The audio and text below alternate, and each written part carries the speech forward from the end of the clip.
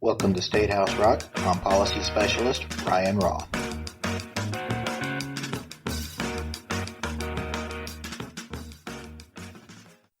It was a busy week at the Capitol, with most State House denizens focused on ethics legislation, a Chicago casino, and the consolidation of municipal police and fire pensions.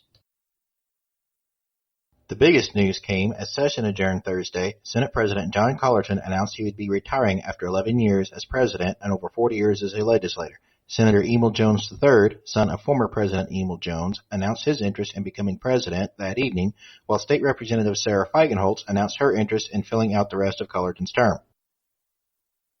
An amendment was also introduced this week to give legislators more say in how funds from the Capital Bill are spent.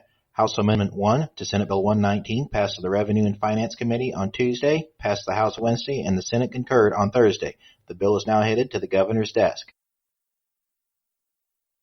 Senate Bill 1557, which made changes to the legalization of recreational cannabis, passed both houses and is on its way to the governor's desk.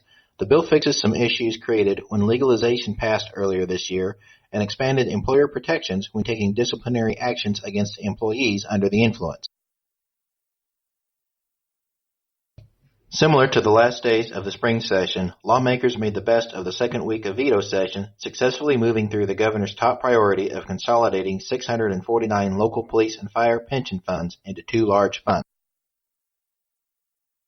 Chicago Mayor Lori Lightfoot visited the Capitol and met with House Democratic caucus, but did not receive the legislation she wanted in allowing a graduated real estate tax or changing the tax rates on a Chicago's casino.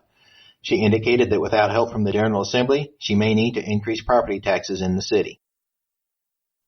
The battle to replace former Representative Arroyo flared up over the weekend. Arroyo, who was arrested by the FBI on bribery charges, is a ward committeeman and announced last week he would chair the meeting of ward committeemen naming his replacement.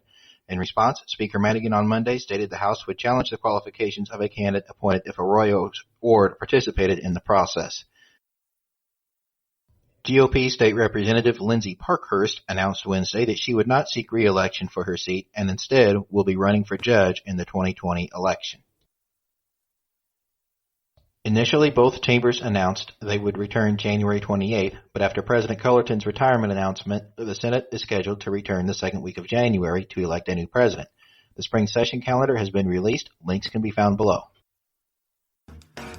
That's it for this edition of State House Rock. Thank you for watching.